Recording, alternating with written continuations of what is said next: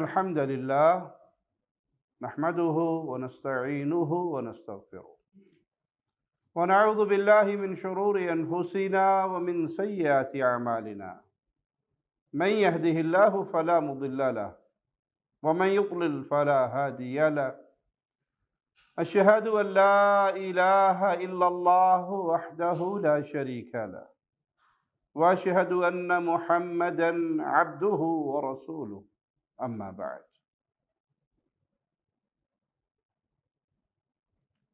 اسلام میں فرائض کی بڑی اہمیت ہے۔ فرائض پہ عمل جنت میں داخل ہونے کی گارنٹی ہے۔ ایک شخص نے آ کر رسول اللہ صلی اللہ علیہ وسلم سے سوال کیا کہ مجھے کوئی عمل بتائیے جس عمل کے کرنے سے میں اللہ کی جنت میں داخل ہو جاؤں۔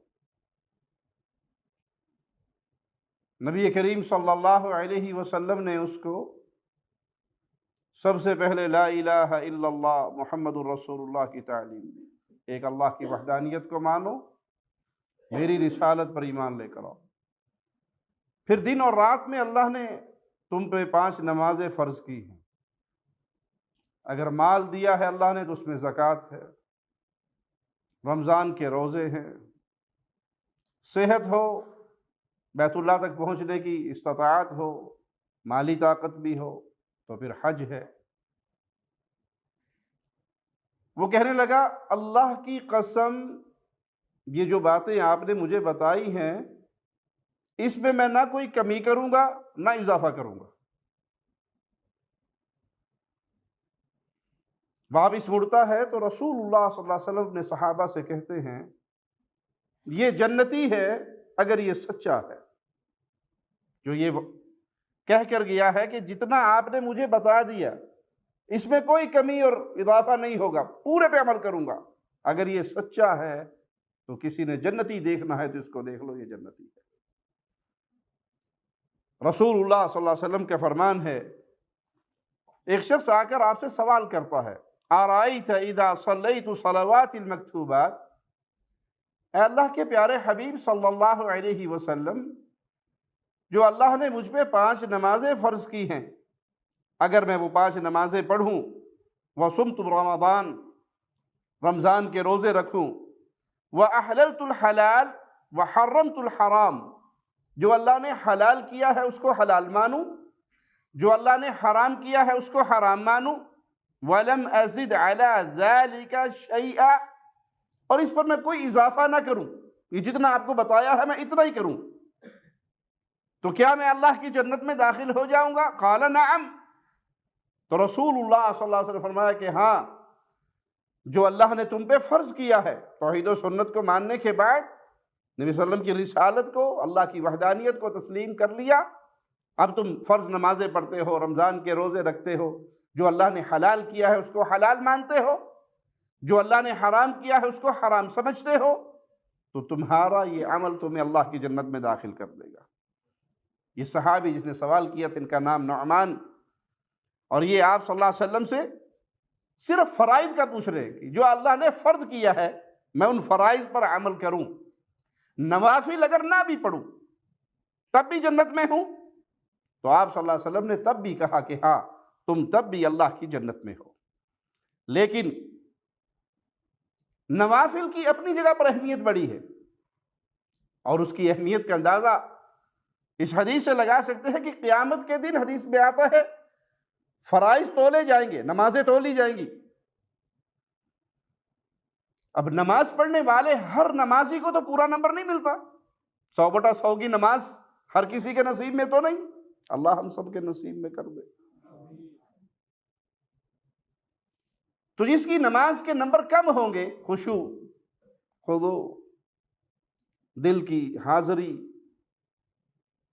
مسنون طریقہ، جہاں جہاں اس سے کمی ہوگی تو اللہ مالک اپنے فرشتوں سے کہے گا دیکھو میرے بندے کے کوئی نوافل ہیں،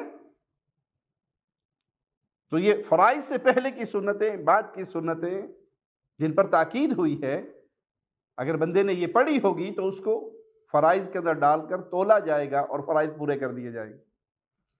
اگر انسان مستقل سنتوں کا تارک ہو جائے تو اس کی کمی کہاں سے پوری ہوگی؟ اسی لیے رسول اللہ صلی اللہ علیہ وسلم سفر کی حالت میں بھی ہوتے تو فجر سے پہلے کی 2 سنتیں نہ چھوڑتے، رات کا وتر نہ چھوڑتے۔ اور اگر آپ نے اپنی امت کو تعلیم کیا دی، اگر کسی کا وتر رہ جائے وہ صبح سورج نکلنے کے بعد 2 رکعت ادا کر۔ آپ صلی اللہ علیہ وسلم نے فرمایا کہ قیمتی ترین متاع کس بندے نے پالی؟ جس نے فجر کی نماز سے پہلے 2 سنتیں پڑھ لی۔ وہ دنیا وما فیہا، اس میں جو کچھ ہے اس سب سے زیادہ قیمتی دولت کا حاصل کرنے والا یہ شخص ہے جس نے فجر کی فرض نماز سے پہلے 2 رکعتیں 2 سنتیں پڑھ لی۔ اچھا، فجر کی سنتوں کی یہ حالت ہے تو فجر کے فرض کی کیا حالت ہوگی؟ کیونکہ جو انسان فرض پڑھ لیتا ہے، اور ایک روایت میں ہے کہ جماعت سے پڑھ لیتا ہے، وہ تو اللہ کی حفاظت میں آ جاتا ہے، وہ مالک کی حفاظت میں ہے۔ اب جو اللہ کی حفاظت میں آ گیا تو رب کی امان کو اگر کوئی توڑے گا اسے تنگ کر کے تو اس کا کیا حال ہوگا؟ تو یہاں انعام ہے بہت بڑا اس شخص کے لیے جو فرائض کے ساتھ سنتیں بھی پڑھ لیتا ہے، لیکن فرض کے تارک کو جہاں جمہور علماء مسلمان نہیں مانتے تو وہاں فرض ادا کرنے والا مسلمان ہے اور جنت میں جانے کی اس کے لیے گارنٹی بھی ہے۔ سنتوں کی کیفیت یوں سمجھ لے کہ ایک شخص نے درخت لگایا اور اس کے گرد باڑ لگا دی۔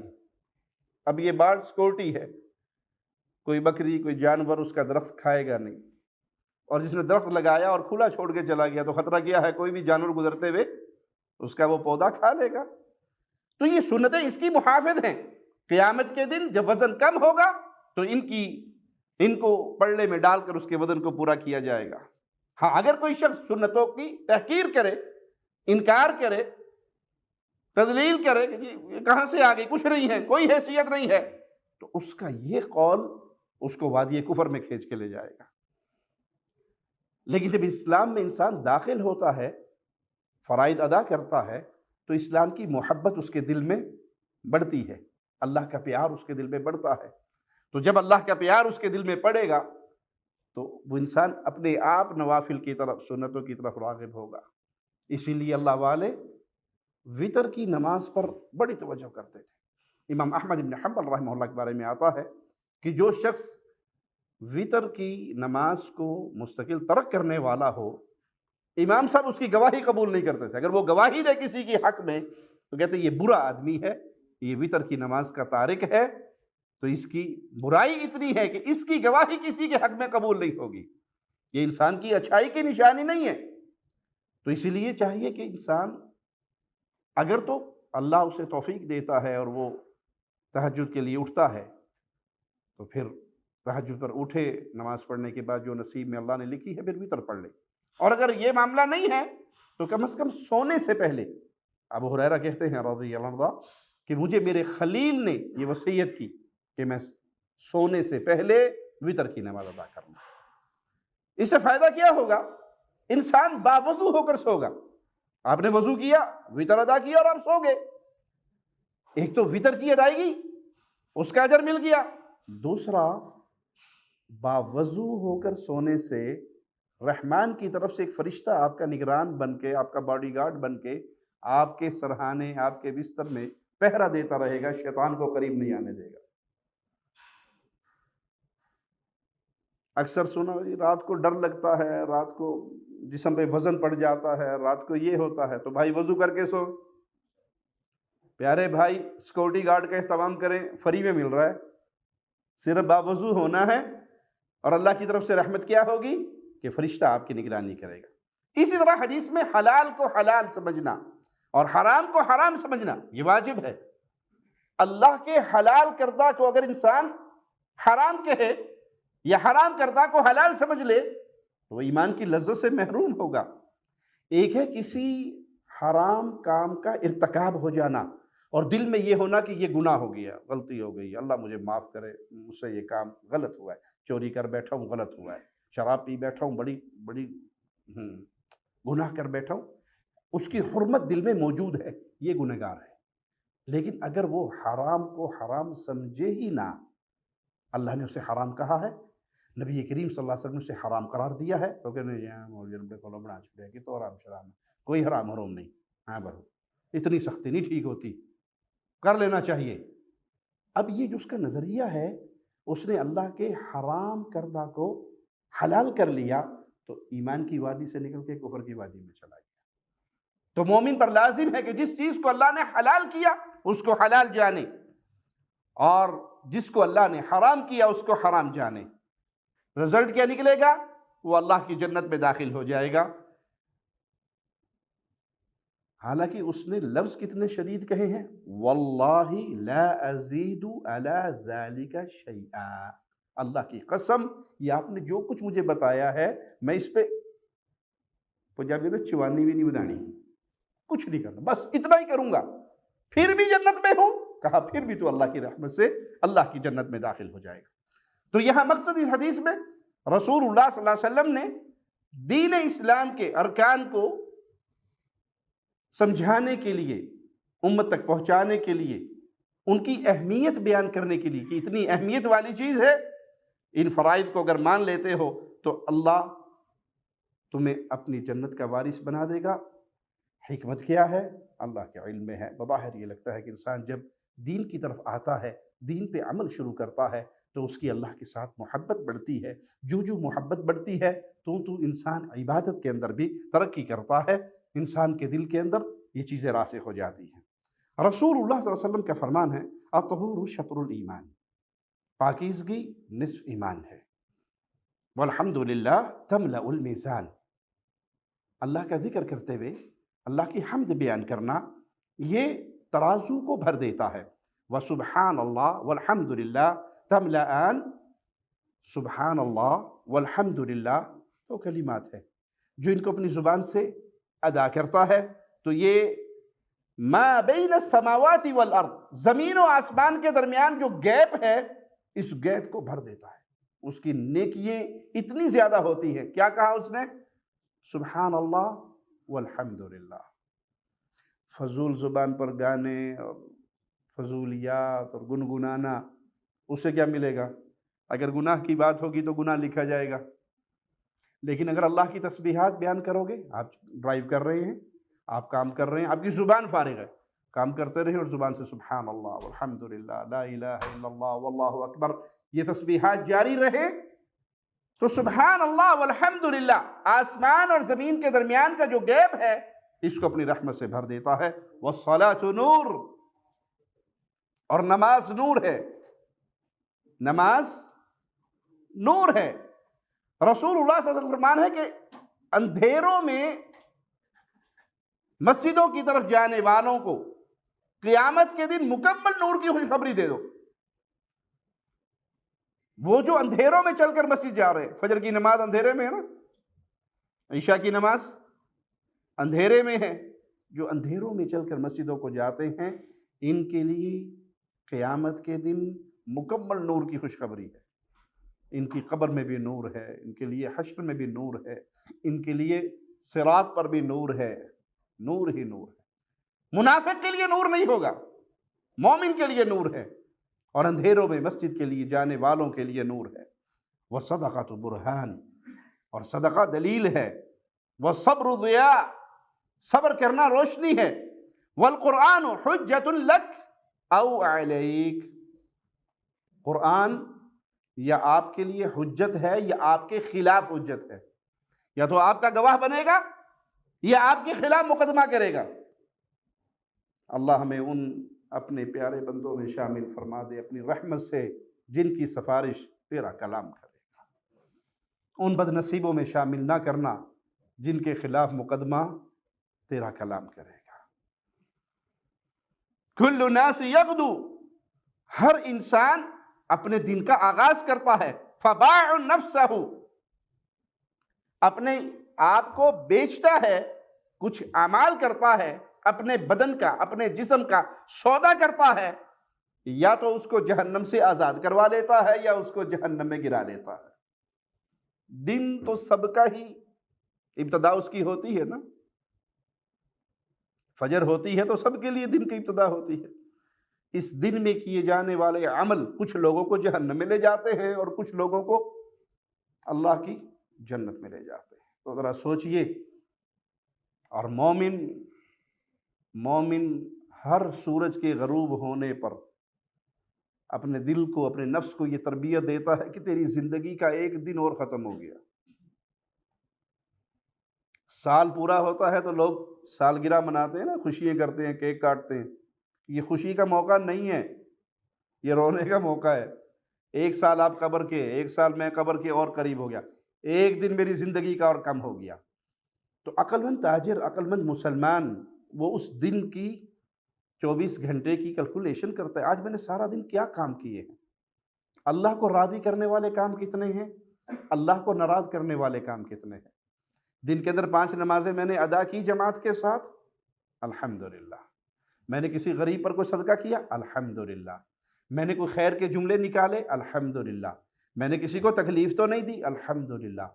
اور اگر دل آپ کا کہے کہ نہیں جی آج تو نمازیں پڑھی نہیں ہیں، آپ تو اٹھے ہی 8 بجے ہو، ظہر پر بھی آپ ڈیوٹی کا بہانہ کر کے دکان پہ بیٹھے رہے، عصر پہ آپ کو نیند آئی ہوئی تھی، بریک ہوئی، کھانا کھا کے سو گئے، مغرب کے اوپر آپ دوستوں کی مجلس میں تھے، عشاء پہ ڈرامہ دیکھ رہے تھے، آج تو ساری نمازیں گئی۔ تو پھر آپ نے دن تو گزارا، لیکن اس دن کے اعمال کے ذریعے آپ نے اپنے آپ کو جہنم سے آزاد نہیں کروایا، جہنم کے حوالے کر دیا۔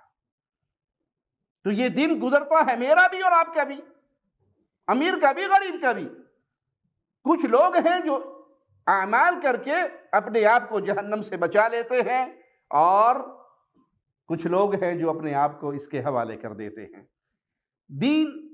دین اسلام دین فطرت ہے، اور فطرت صفائی کو، طہارت کو، پاکیزگی کو پسند کرتا ہے۔ طہارت جسم کی ہو یا لباس کی ہو، طہارت مقام کی ہو، جگہ کی ہو یا روح کی ہو، اسلام ہر طرح کی پاکیزگی کی دعوت دیتا ہے۔ ظاہری صفائی پر بھی اور باطن کی صفائی پر بھی اسلام زور دیتا ہے۔ ایک شخص رسول اللہ صلی اللہ علیہ وسلم کے پاس آیا جس کے کپڑے میلے، بال پرا گندا۔ آپ نے کہا جی یہ حال کیوں بنایا ہوا ہے تم نے؟ تو وہ جواب میں کہنے لگا جی سادگی بڑی پسند ہے مجھے، نہیں میں بڑا سادہ طبیعت کا آدمی ہوں۔ تو آپ صلی اللہ علیہ وسلم فرمایا کہ یہ کون سی سادگی ہے؟ سادگی صفائی میں ہے، گندگی میں نہیں۔ کپڑے پرانے ہوں یا نئے ہوں اس کی بحث نہیں ہے، کپڑا صاف ہو، آپ کے جسم پر گندگی نہ ہو، آپ کے بال صاف ستھرے ہوں۔ تو اس کو یہ سمجھنا کہ میں بڑا سادہ طبیعت کا صوفی منش آدمی ہوں، جی مجھے نہیں کوئی ٹینشن ہوتی کپڑے کیسے ہیں کیسے نہیں، میں ہر حال میں جی لیتا ہوں۔ اسلام پاکیزگی کا درس دیتا ہے۔ صحابہ اونی لباس استعمال کرتے تھے، اور جب وہ جمعے کے دن جمعہ پڑھنے کے لیے تشریف لاتے تو اونی لباس ہونے کی وجہ سے جسم سے پسینہ نکلتا ہے، پسینے میں بدبو ہوتی ہے۔ تو اللہ کے نبی صلی اللہ علیہ وسلم نے حکم دیا کہ جمعے کے دن نہا دھو کر، غسل کر کے، صاف ستھرا لباس پہن کے آؤ، یعنی آپ کے جسم سے خوشبو آئے۔ جہاں آپ کے مسلمان بھائی بدبو سے پریشان ہوتے ہیں، وہاں اللہ کے ملائکہ بھی تو مسجدوں میں آتے ہیں، وہ بھی تو نمازیوں کو اپنے پروں سے ڈھانپتے ہیں، ذکر کی مجالس کو اپنے پروں سے ڈھانپتے ہیں۔ تو اگر بدبو ہوگی تو جہاں انسانوں کو تکلیف ہوگی وہاں ملائکہ کو تکلیف ہوگی۔ آپ دیکھیں کچا پیاز، کچا لہسن حلال ہے یا حرام؟ جی حلال ہے، لیکن کوئی کھا کے مسجد میں آئے تو اس کے لیے کیا حکم ہے؟ اسے منع ہے۔ کچا لہسن، کچا پیاز، کیونکہ اس کے منہ سے اسمیل ہوتی ہے پیاز کی خاص، جس سے مسلمان کو تکلیف ہوتی ہے، فرشتوں کو تکلیف ہوتی ہے، تو اس کو حکم دیا گیا کہ پھر ہماری مسجد میں نہ ہو۔ صحابہ کہتے ہیں اگر کوئی صحابی کچا پیاز یا لہسن کھا کر آتا، ہم اس کا ہاتھ پکڑ کے اسے بقیع قبرستان تک چھوڑ کر آتے، نکال کے آتے مسجد سے۔ کیوں؟ وہ ثواب سے محروم ہو گیا۔ جو ثواب جماعت والوں کو ملنا تھا اس کو نہیں ملا، اس کو سزا کیا ملی کہ آپ جماعت سے نماز نہ پڑھو۔ اچھا یہ حلال چیز ہے کچا پیاز اور لہسن، یہ کھاؤ، مسجد میں آنے کی اجازت، اور سوٹا مار کے جی مسجد کے گیٹ پہ کھڑے ہو گئے، ادھر اذان ہو رہی ہے اور یہ سپیٹو سگریٹ کھینچ رہا ہے، کیوں؟ او جی بن مال کھلو لگی، تھوڑی جی رہے گی، میں پوری کر رہا ہوں، مسجد جا رہا ہوں۔ اور پھر جب آپ کہیں گے اللہ اکبر بسم اللہ الرحمن الرحیم الحمدللہ رب العالمین، اور منہ سے جو جی بدبو نکلے گی یا نہیں؟ ساتھی پریشان ہوں گے، دائیں بائیں والے، اللہ کے فرشتے پریشان ہوں گے، وہ سجدے میں دعا کرنے کے بجائے تیرے لیے بدعا شروع کر دیں۔ نہیں جی وہ مولوی صاحب آپ سختی کرتے ہیں، حدیث میں کہیں ہے کہ سگریٹ پی کے مسجد میں نہیں آنا چاہیے؟ سگریٹ کا نام ہے؟ بھائی کتاب و سنت یہ ناموں کی کتاب نہیں ہے کہ فلانی چیز کا نام دکھاؤ۔ نسوار لکھا ہوا ہے حدیث میں کہ نسوار حرام ہے، بیڑی گٹکا، قانون بیان کیا جاتا ہے۔ جو نشہ آور چیز ہے وہ اسلام میں، جو خبیث ہے وہ اسلام میں حرام ہے، طیب پاک ہے، وہ حلال ہے۔ مثال دے کے سمجھا دوں، آپ اکثر یہاں ماشاءاللہ سعودی عرب میں رہتے ہیں تو مساجد میں افطاریاں ہوتی ہیں، ہمارے ملک میں بھی مسجدوں کے اندر افطاریاں کروائی جاتی ہیں، کھانے میں چاول، بریانی، گوشت، روٹی، دودھ سوڈا، روح افزا، یہ شربت بنتے ہیں۔ مسجد میں بیٹھ کے آپ پیتے ہیں نہیں؟ پیتے ہیں۔ جن چیزوں کا میں نے نام لیا یہ سب حلال ہے نا، طیب ہے۔ اور مسجد کون سی جگہ ہے؟ طیب ہے۔ طیب جگہ پر بیٹھ کر طیب چیز کھائی جا سکتی ہے، کھاتے بھی ہیں۔ اعتکاف کرنے والے افطاری بھی سحری بھی مسجد میں ہی کرتے ہیں۔ آپ نے کبھی دیکھا کسی مسلمان نے مسجد میں بیٹھ کے افطاری کے ٹائم پہ جی سگریٹ پی ہو؟ مسجد میں پی ہے؟ نہیں۔ کیوں؟ مسلمان جتنا بھی گیا گزرا ہوا ہو وہ مسجد میں بیٹھ کے سگریٹ، بلکہ آپ نے دیکھا ہو کئی لوگوں کی سگریٹوں کی ڈبیاں ان کے پاؤں کی جوتی کے اندر وہ رکھ کے آتے ہیں باہر۔ کبھی دیکھا کسی نے کیلا جوتی میں چھپایا ہو، مالٹا جوتی میں چھپایا ہو؟ سگریٹ کی ڈبی کہاں جاتی ہے؟ جوتی میں۔ سمجھ جاؤ کہ یہ پاک چیز۔ اچھا ایک اور مثال سے سمجھا دوں، باتھ روم کیسی جگہ ہے؟ خبیث یا پاک؟ طیب ہے یا خبیث ہے؟ باتھ روم خبیث ہے نا۔ کبھی آپ نے دیکھا کسی نے سموسے کھائے ہوں باتھ روم میں بیٹھ کے، یا بریانی دی پلیٹ نہ لے گیا، ابھی ٹائم تھوڑا ہے، ٹرین آنے والی ہے، میں دونوں کام کر رہا ہوں؟ نہیں ہوتا۔ کیوں؟ یہ کھانے کی چیزیں طیب ہیں، اور حمام خبیث جگہ ہے، لیکن وہاں بیٹھتے ہی یہ ہوتا ہے کہ نہیں؟ اور یہ بھی ہوتا ہے۔ کیا معنی اس کا؟ جہاں آپ بیٹھ کے سگریٹ پی رہے ہیں وہ جگہ کون سی ہے؟ خبیث۔ وہاں آپ دودھ سوڈا نہیں پیتے لیکن سگریٹ پیتے ہیں، تو سمجھ آ گیا کہ سگریٹ، بیڑا، پان، گٹکا، نسوار، تمباکو کسی بھی شکل میں ہے یہ خبیث ہے، اور اللہ نے خبیث کو کیا کیا؟ حرام کیا۔ نہیں جی وہ میرے مولوی صاحب کیسی مکروہ ہوندے نے، یہ حرام ہے، یہ آپ کی جان کی دشمن ہے، یہ آپ کی صحت کے دشمن ہے، یہ آپ کے مال کی دشمن ہے، یہ آپ کے جسم کو گندگی اور بدبو کا مرکز بنا دیتے ہیں۔ میں نے ایک خاتون مفتی اعظم سعودی عرب شیخ آل شیخ عبدالعزیز سے سوال کر رہی تھی، میں نے خود ان کے سوال جواب کا یہ پروگرام دیکھا۔ اس نے کہا شیخ میرا خاوند سگریٹ پیتا، بہت دفعہ سمجھا دیا، نہیں بات آتا۔ اس کے منہ سے ایسی بدبو آتی ہے کہ ایسی بدبو کتے کے منہ سے بھی نہیں آتی ہوگی۔ میں روتی ہوں اس وقت کو جس دن میری سے شادی ہوئی تھی۔ تو پیارے بھائی اسلام پاکیزگی کا درس دیتا ہے۔ اللہ کے نبی صلی اللہ علیہ وسلم کثرت سے مسواک کرتے تھے۔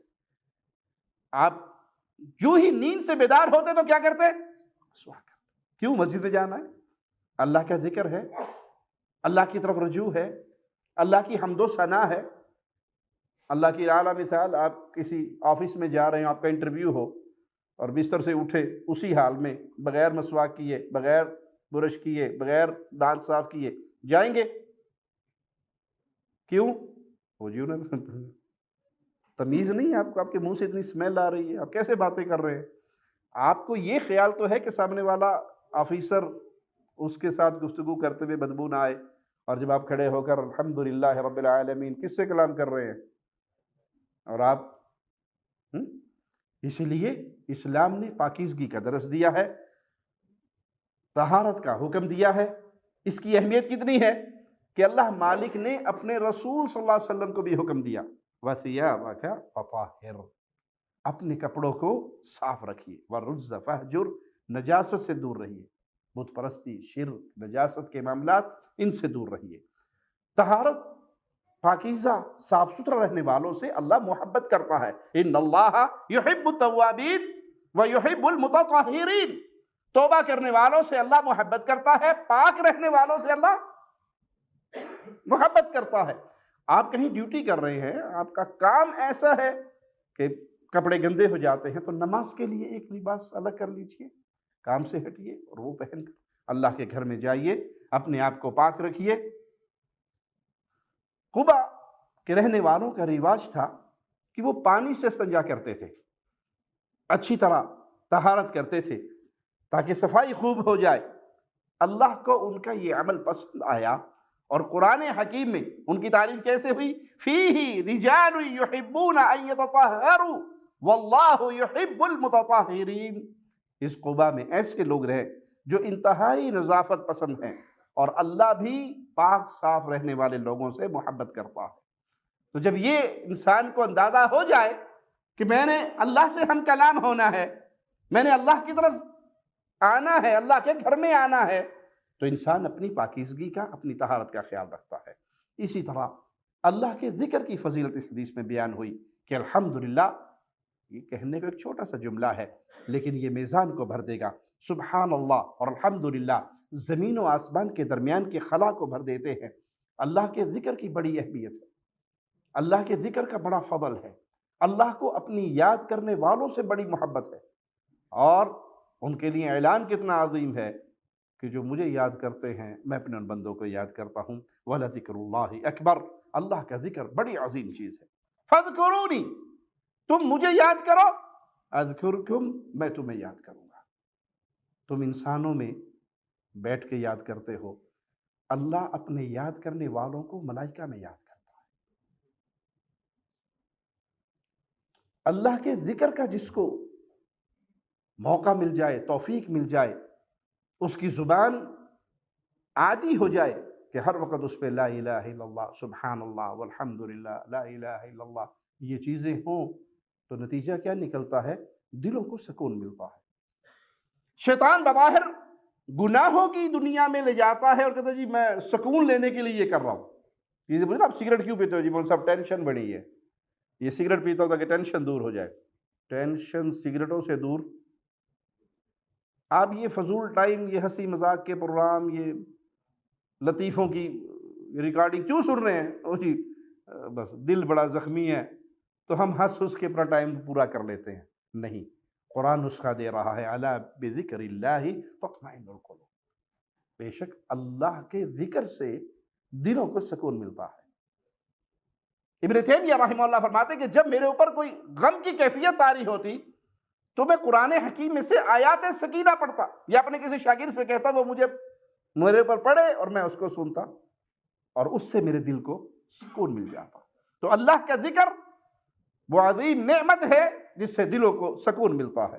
رسول اللہ صلی اللہ علیہ وسلم کا فرمان ہے، مثل الذی یذکر ربہ، اس کی مثال جو اپنے اللہ کو، اپنے رب کو یاد رکھتا ہے، والذی لا یذکر ربہ مثل الحی والمیت،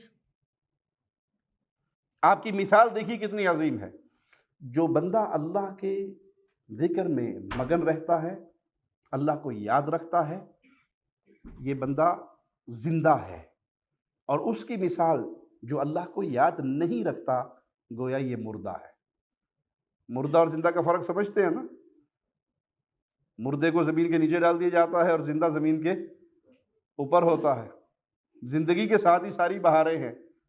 جو اللہ کو یاد نہیں رکھتا، اللہ کا ذکر نہیں کرتا، اس کی مثال مردے کی ہے۔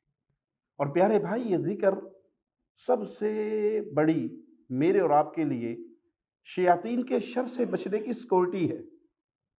صبح شام کے اذکار، اپنے آپ کو ٹٹولیے، اپنے آپ سے پوچھئے ہم میں سے کتنے بھائی ہیں جو صبح کے اذکار، شام کے اذکار، کھانے پینے کے اذکار، سونے کے اذکار، گھر میں داخل ہونے کے اذکار، گھر سے نکلنے کے اذکار، گاڑی ڈرائیو کرنے کے اذکار کرتے ہوں، اور پھر ان کی زندگیوں کو چیک کر لیں، اور جو یہ نہیں کرتے ان کی زندگیوں کو چیک کر لیں۔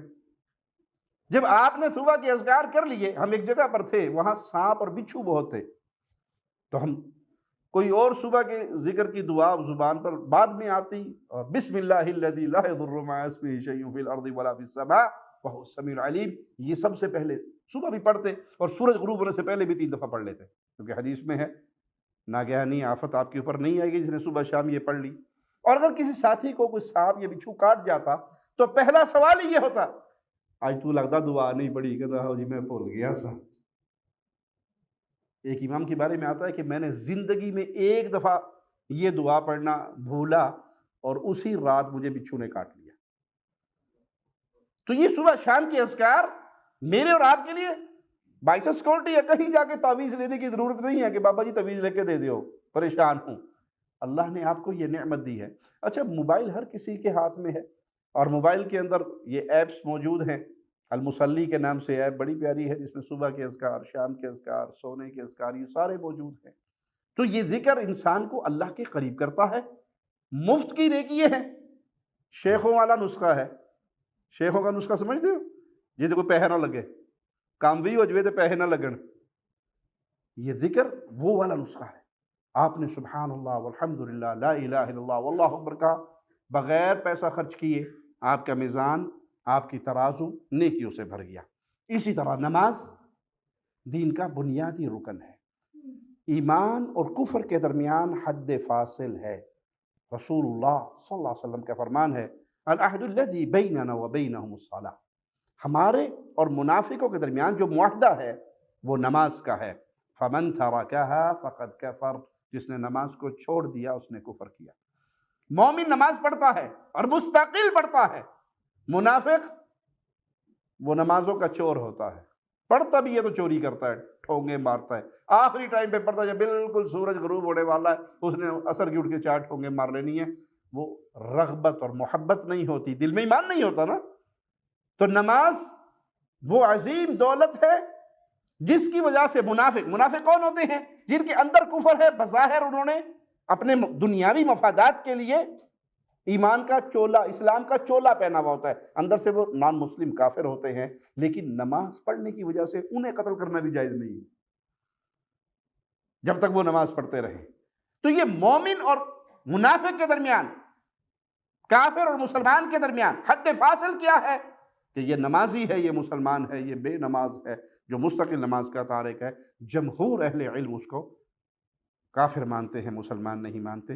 یہ نماز چیز کتنی پیاری ہے، ان الصلاۃ تنہی عن الفحشاء والمنکر، نماز بے حیائی اور برائی سے روکتی ہے۔ کون سی نماز بے حیائی سے روکے گی؟ جس نمازی کو یہ پتا ہو میں نے بھی اللہ کے سامنے پیش ہونا ہے، تو کیا خیال ہے وہ نماز سے 10 منٹ پہلے کوئی چوری کرے گا کہ 10 منٹ بعد اس نے جا کر اللہ اکبر کہنا ہے، اللہ میں آ گیا ہوں، اللہ میں حاضر ہوں، اللہ میرے ہاتھ کھڑے ہیں، اللہ میں۔ پولیس والا آتا ہے کسی کو گرفتار کرنے سے سب سے پہلے کیا کرتا ہے؟ ہینڈز اپ۔ ہینڈز اپ کا کیا معنی ہے؟ جب گن آپ کی طرف سیدھی ہوتی ہے اور آپ ہاتھ اٹھا دیتے، کیا مطلب اس کا؟ کہ اب میرے جسم پہ میرا کوئی کنٹرول نہیں ہے، اب جس کے ہاتھ میں بندوق ہے وہ تو جو کرنا چاہے، ہتھکڑی لگا دے، گرا دے، مار دے۔ ہینڈز اپ دنیا کے اندر یہی ہے نا۔ میں اور آپ مسجد میں کہتے ہیں اللہ اکبر، ہمارے ہاتھ کھڑے ہیں، اللہ اکبر، کیا معنی؟ کہ اللہ میرے اس جسم پہ میرا کوئی کنٹرول نہیں، سارا تیرا کنٹرول ہے، سارا تیرا حکم چلے گا، میرا نہیں چلے گا، تو سب سے بڑا ہے، تیرا حکم سب سے بڑا ہے، جو تو کہے گا وہ میں کروں گا۔ دیکھیے نماز کے اندر ٹریننگ دی جاتی ہے کہ آپ نے سجدے کے مقام پر اپنی نظروں کو رکھنا ہے۔ کیا مطلب؟ آپ پابند ہیں، جب آپ نماز میں پابند ہیں تو نماز کے باہر بھی پابند ہیں، حرام چیز کو نہیں دیکھنا، جس کو دیکھنے سے اللہ ناراض ہوتا ہے اس سے اپنا ہاتھ اٹھا لینا ہے۔ تو نماز بے حیائی اور برائی سے روکتی ہے، کیونکہ نمازی کی اللہ سے ایک دوستی ہے، محبت ہے، اس کی معراج ہے، اس کی ملاقات ہے، اس کا اللہ کے ساتھ ہم کلام ہونا ہے۔ بندہ کہتا ہے الحمدللہ رب العالمین، مالک جواب دیتا ہے حمدنی عبدی، میرے بندے نے میری حمد و ثنا بیان کی۔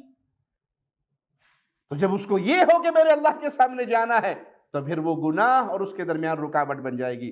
ایک دن اللہ کے نبی صلی اللہ علیہ وسلم نے نماز کا ذکر کرتے فرمایا من حافظ علیہا کانت لہ نورا وبرہانا، جس نے نماز کی حفاظت کی، یعنی 5 وقت نماز پڑھی، سنت کے مطابق پڑھی، خشوع و خضوع کے ساتھ پڑھی، یہ اس کے لیے نور بھی ہے، یہ اس کے لیے دلیل بھی ہے۔ وَنَجَاةً يَوْمَ الْقِيَامَةِ، اور قیامت کے دن اس کے لیے باعث نجات بھی ہے، وہ اللہ کی جنت میں داخل ہوگا۔ لَمْ يَكُنْ لَهُ نُور وَلَا بُرْهَانٌ وَلَا نَجَاةٌ، اور جو اس کی حفاظت نہیں کرے گا، نہ یہ اس کے لیے نور ہے، نہ یہ اس کے لیے دلیل ہے، اور نہ ہی یہ اس کی نجات کا سبب ہے۔ ایک نماز کی حفاظت، توحید کو ماننے کے بعد، نبی کریم صلی اللہ علیہ وسلم کی سنت کو ماننے کے بعد نماز کی حفاظت آپ کے لیے قیامت کے دن نور۔ حدیث میں آتا ہے جب انسان نماز کے لیے نکلتا ہے تو فرشتے ساتھ نکلتے ہیں اس کے، جیسے باڈی گارڈ ہوتے ہیں نا بادشاہ کے ساتھ، امیر کے ساتھ، نمازی کے ساتھ اللہ کے فرشتے ہوتے ہیں۔ اپنے گھر سے صرف وضو کر کے نکلتا ہے تو کتنا اس کو مقام ملتا ہے۔ من خرج من بیتہ متطہرا الی المسجد فاجرہ کالحاج المحرم، جو گھر سے باوضو ہو کے مسجد جائے اس کو اتنا اجر ملتا ہے جیسے وہ احرام باندھ کر اللہ کے گھر کی طرف جا رہا ہے۔ تو یہ نماز نور ہے، جس کو نور چاہیے، قبر میں نور چاہیے، وہاں کوئی اور روشنی تو نہیں ہوگی، میرے اور آپ کے عملوں کی روشنی ہوگی۔ اور جو اس پر محافظ نہیں ہے، جو نماز مستقل ادا نہیں کرتا، ایک تو نہ اس کے لیے روشنی، نہ اس کے لیے کوئی دلیل، نہ اس کے لیے نجات۔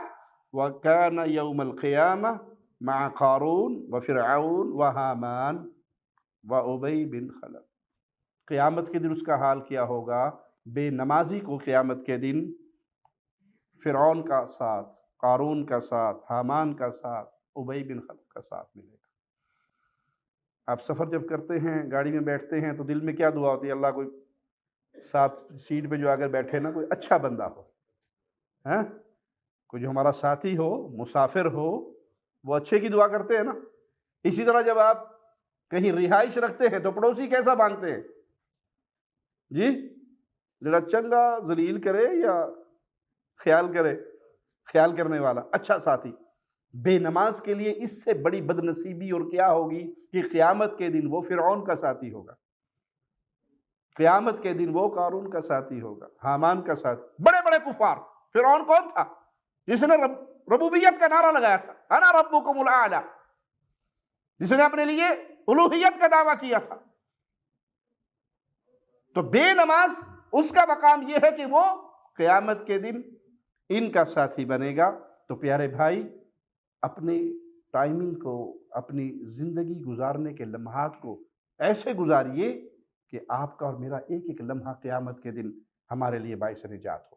صدقہ، اللہ کے نبی صلی اللہ علیہ وسلم نے اس کو ایمان کی نشانی قرار دیا، اس کی بڑی اہمیت بیان کی۔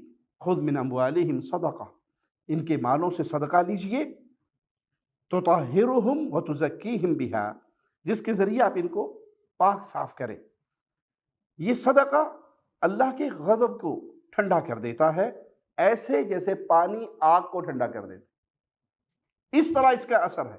حدیث میں آتا ہے قیامت کے دن انسان اپنے صدقے کے سائے کے نیچے ہوگا، جس دن کوئی سایہ نہیں ہوگا، وہی ہے جو آپ نے اپنے ہاتھ سے اس دنیا میں دے دیا۔ اس صدقہ کی اللہ نے اور اس کے رسول صلی اللہ علیہ وسلم نے کتنی تلقین کی۔ پیارے حبیب علیہ الصلوۃ والسلام کا فرمان ہے، اتقوا النار، آگ سے بچو، ولو بشق تمرہ، اگرچہ کھجور آپ کے پاس ایک ہے، آدھی کھا لو، آدھی اللہ کے نام پہ دے دو، آدھی کھا کے آدھی اللہ کے نام پہ دے دو، اس کے ذریعے اپنے آپ کو آگ سے بچا لو۔ یعنی آدھی کھجور بھی انسان کو جہنم کی آگ سے بچا سکتی ہے اگر انسان سچے دل سے اللہ کے راستے میں اس مال کو خرچ کرتا ہے۔ حدیث میں آتا ہے کہ ایک شخص جو اللہ کے لیے آدھی کھجور یا ایک کھجور دیتا ہے، اس کے پاس ہے ہی نہیں، گنجائش ہی نہیں ہے، گنجائش اتنی کی ہے، اللہ اس کو ایسے پالتا ہے۔ آپ نے صحابہ کو سمجھانے کے لیے مثال کیا دی؟ جیسے تم اپنی گھوڑی کے بچے کو پالتے ہو، اللہ دل کو جانتا ہے بندوں کے کہ اس کے دل میں کیا ہے۔ قیامت کے دن جب آئے گا تو بہت بڑا انبار، ڈھیر ہوگا اس کی نامہ اعمال میں، اتنی کھجوریں میں نے تو نہیں دی، تو ہوگی وہ کون سی کھجور؟ وہی آدھی کھجور، وہی ایک کھجور جو اس نے اللہ کے راستے میں دی، اور دی اللہ کو راضی کرنے کے لیے، دکھلاوا نہیں تھا، شہرت نہیں تھی، سیلفی کا چکر نہیں تھا کہ سیلفی لے کے میں نے انسٹاگرام پہ ڈالنی ہے کہ میں نے فلانے کے گھر 5 کلو آٹا دیا ہے، آپ 50 من آٹا دے دو، اور دل میں یہ ہو کہ لوگوں میں پتہ ہونا چاہیے کہ جناب شاہ صاحب نے آج بڑا قربانی دی ہے، آپ کو اس کا ایک رتی کے برابر بھی کوئی ثواب نہیں ملے گا۔ کیوں؟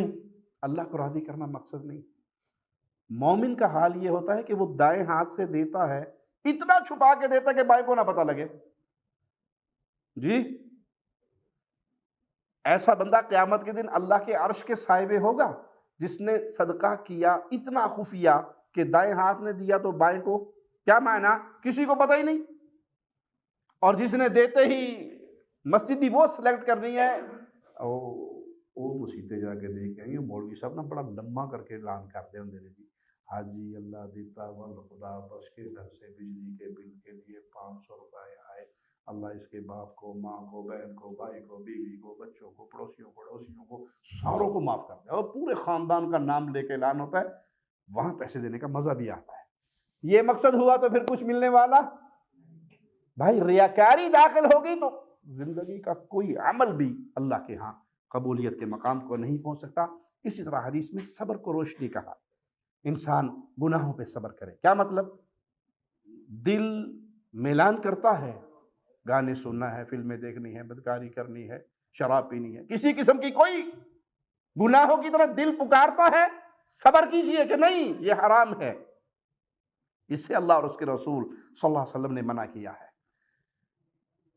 کوئی مصیبت آ جائے، کوئی پریشانی آ جائے تو اس پریشانی اور مصیبت میں بھی صبر کیجئے، واویلا نہ کیجئے، ہر حال میں اپنے آپ کو صبر کرنے والوں کے ساتھ رکھیے۔ نتیجہ کیا نکلے گا؟ وَبَشِّرِ الصَّابِرِينَ، قرآن کہتا ہے صبر کرنے والوں کے لیے بشارت ہے۔ الَّذِينَ إِذَا أَصَابَتْهُمْ مُصِيبَةٌ، یہ صبر کرنے والے کون ہیں؟ جن کو جب مصیبت آ جائے قَالُوا إِنَّا لِلَّهِ وَإِنَّا إِلَيْهِ رَاجِعُونَ، تو وہ کہتے ہیں ہم بھی اللہ کے، جو چیز اللہ نے لے لی وہ بھی۔ یہ نہیں ہے کہ باپ فوت ہو گیا تو سر پیٹ رہے ہیں، بال پھاڑ رہے ہیں، چیخ رہے ہیں، دھاڑ رہے ہیں، دھاڑے مار مار کے رو رہے ہیں، پورا محلہ سر پہ اٹھایا ہوا ہے۔ نہیں، مومن کا یہ حال نہیں۔ مصیبت آئے تب بھی صبر، خوشی آئے تو اللہ کا شکر۔ ایسے لوگوں کے لیے اعلان کیا ہے وَبَشِّرِ الصَّابِرِينَ، ایسا صبر کرنے والوں کو بشارت ہے۔ قرآن حکیم کو پڑھیے، کثرت سے قرآن کی تلاوت کیجئے کہ یہ قرآن قیامت کے دن میری اور آپ کی نجات کی دلیل ہے۔ اس پہ عمل کیا تو یہ سفارشی ہوگا۔ حدیث میں آتا ہے سورۃ بقرہ اور آل عمران کو کثرت سے پڑھیے، یہ دو صورتیں اپنے پڑھنے والوں کو قیامت کے دن ایسے اپنے سائے میں لیں گی جس طرح پرندوں کا ایک غول ہوتا ہے۔ آپ دیکھیں نا حرم میں جاتے ہیں تو کبوتر اکٹھے اڑتے ہیں، ایک غول بن جاتا ہے، سایہ بن جاتا ہے۔ سورۃ بقرہ اور آل عمران یہ اپنے پڑھنے والوں کو اپنے سائے میں لے گی۔ قرآن اپنے پڑھنے والوں کے ساتھ چل کے سفارش کرے گا۔ قبر کے اندر سونے سے پہلے سورۃ ملک پڑھنے والوں کے لیے اگر کہیں سے کوئی آزمائش کوئی عذاب کی صورت ہوگی تو سورۃ ملک سامنے اگر کھڑی ہو جائے گی، یہ سونے سے پہلے میری تلاوت کیا کرتا تھا، عذاب کے اور اس کے درمیان رکاوٹ ہو جائے گی۔ سب سے پیارا دوست اللہ کا کلام ہے، قرآن سے بڑھ کر کوئی دوستی والی چیز نہیں ہے۔ جو آپ کا ساتھ نبھائے، قبر کے کنارے تک آپ کے دوست ساتھ چلیں گے لیکن آپ کا کوئی دوست قبر میں اترے گا نہیں۔ تو یہ قرآن یا تو آپ کے لیے دلیل بنے گا جنت میں لے جانے کی، یا آپ کے خلاف مقدمہ کرے گا۔ رسول اللہ صلی اللہ علیہ وسلم قرآن کی بے حرمتی کرنے والے، قرآن سے منہ موڑنے والوں کے خلاف مقدمہ کریں گے۔ یا ربی ان قوم اتخذوا هذا القرآن مہجورا، اے میرے رب میری امت کے ان لوگوں نے قرآن کو چھوڑ دیا تھا۔ سوچئے رمضان گزر گیا، رمضان میں تو ایک دفعہ قرآن پاک پورا پڑھا ختم کیا، ایسے ہی ہے۔ آج شوال کی کتنی تاریخ ہے؟ 14 یا 15؟ 14 ہے۔ اپنے اپنے دل میں سوچئے، ہاتھ اٹھانے کی ضرورت نہیں، ان 14 دنوں میں نے کتنا قرآن پڑھا ہے؟ کتنی بار مجھے مصحف کھولنے کی توفیق ہوئی ہے؟ بد نصیبی ہے انسان کے لیے کہ 24 گھنٹے گزر جائیں اور اسے قرآن کا ایک صفحہ پڑھنا بھی نصیب نہ ہو۔ بڑا ہی بد نصیب ہے وہ انسان۔ تو یہ رمضان بھائی گزر گیا، لیکن میں اور آپ رمضان کے پجاری نہیں ہیں، ہم تو اللہ کے پجاری ہیں۔ اللہ کی پوجا کرنے والے ہیں۔ جس اللہ نے ہمیں رمضان میں قرآن پڑھنے کا حکم دیا تو وہ صرف رمضان کا حکم نہیں ہے، پوری زندگی کا ہے۔ کیا میرا پورا دن قرآن کی تلاوت کے بغیر گزرتا ہے؟ پیارے نبی صلی اللہ علیہ وسلم فرماتے ہیں اقرأوا القرآن، قرآن کو پڑھا کرو، فَإِنَّهُ يَأْتِي يَوْمَ الْقِيَامَةِ شَفِيعًا لِأَصْحَابِهِ، قیامت کے دن یہ قرآن اپنے پڑھنے والوں کا سفارشی بن کر آئے گا۔ وہاں بابا جی، شاہ جی، پیر جی، ساوی جھنڈی، کالا جھنڈا کوئی نہیں ہوگا، قرآن سفارشی بنے گا۔ قرآن آ کر اللہ کے سامنے کیا کہے گا، روزے آ کر کیا کہیں گے، یہ دونوں چیزیں قرآن اور روزے یہ اللہ کے ہاں سفارش کریں گے۔ الصیام والقرآن یشفعان للعبد یوم القیامہ، روزہ اور قرآن دونوں قیامت کے دن آئیں گے بندے کے سفارشی بن کے۔ اور روزہ کیا کہے گا، اے میرے رب میں نے اس کو کھانے پینے سے، شہوات سے دن کے وقت روک دیا تھا، اب میری سفارش اس کے حق میں قبول فرما لے۔ قرآن کہے گا اے اللہ میں نے اس کو رات کو سونے سے بہت تھوڑا سوتا تھا، باقی وقت قرآن پڑھتا تھا، اب میں اس کا سفارشی بنتا ہوں، میری سفارش کو قبول فرما لیجئے، اس اپنے بندے پر رحم کر دیجئے۔ اللہ دونوں کی سفارش قبول فرما لے گا۔ روزے صرف رمضان تک نہیں ہے، اللہ کے پیارے نبی صلی اللہ علیہ وسلم جمعرات اور سوموار یہ دونوں دن روزہ رکھتے تھے۔ آپ سے پوچھا گیا، آپ نے کہا ان دنوں میں اعمال اللہ کی طرف بلند ہوتے ہیں، تو میرا جی چاہتا ہے جب میری فائل اللہ کی طرف بلند ہو تو اس میں لکھا ہوا ہو کہ تیرا بندہ آج روزے سے۔ تو جمعرات کو، سوموار کو کوشش کیجئے، نفلی روزے رکھیے۔ اللہ سے دعا ہے اللہ ہمارے گناہوں کو معاف فرما دے، اللہ ہماری خطاؤں کو معاف فرما دے، اللہ ہماری سیاہ کاریوں کو معاف فرما دے، اللہ ہمیں زندہ رکھے، ایمان کی بہترین حالت میں رکھے، اللہ ہمیں موت دے تو اس حال میں دے کہ اللہ ہم سے راضی ہو، ہم اپنے اللہ سے راضی ہو۔ اے اللہ مسلمانوں پہ رحمت فرما دے، اے اللہ مسلمانوں پہ رحمت فرما دے، اے اللہ مسلمانوں پہ رحمت فرما دے۔ اے اللہ جس طرح آج ہم تیرے دین کو سیکھنے کے لیے تیرے نام پہ اکٹھے ہوئے ہیں، اسی طرح ہمیں قیامت کے دن نبی کریم صلی اللہ علیہ وسلم کے پڑوس میں جنت الفردوس میں اکٹھا فرمانا۔ اقول قولی ھذا واستغفر اللہ لی ولکم ولسائر المسلمین۔